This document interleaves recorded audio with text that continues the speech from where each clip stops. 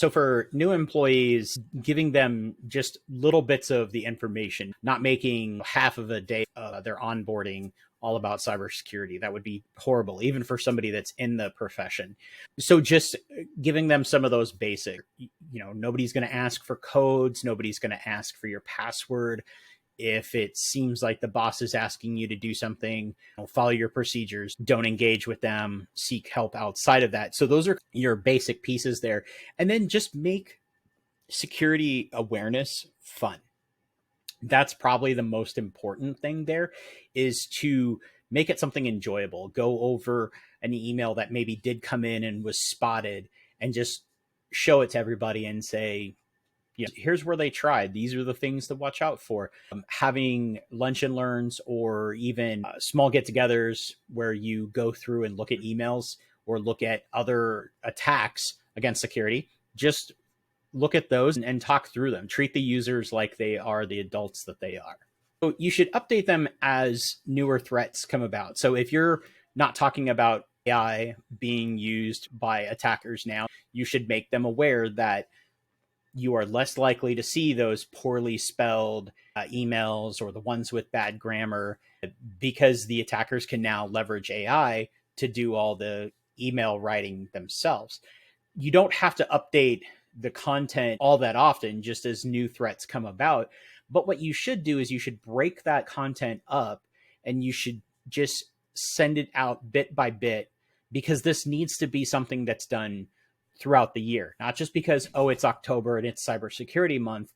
It needs to be done in small pieces for everybody to just keep it towards the top of their mind.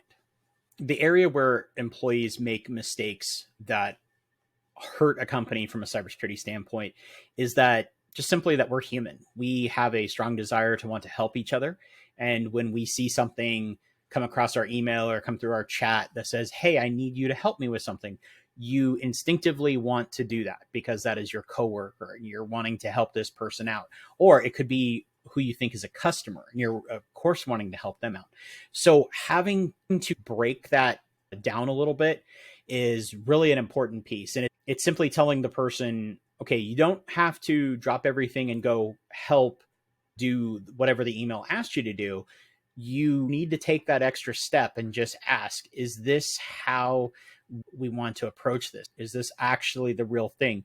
Training and policies will help. So an example would be if you were getting an email that says, I need X number of dollars transferred to an account because of these reasons. And this looks like it's coming from your boss or coming from the CFO of your company.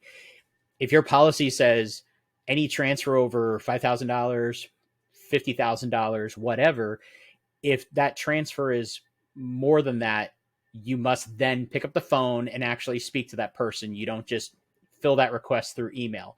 Or same thing, if that request came in through a phone call, because voice AI is a real thing, you would then say, great, thank you. You'd hang up and then you'd send an email to that person to say, did you just hit me up for $50,000?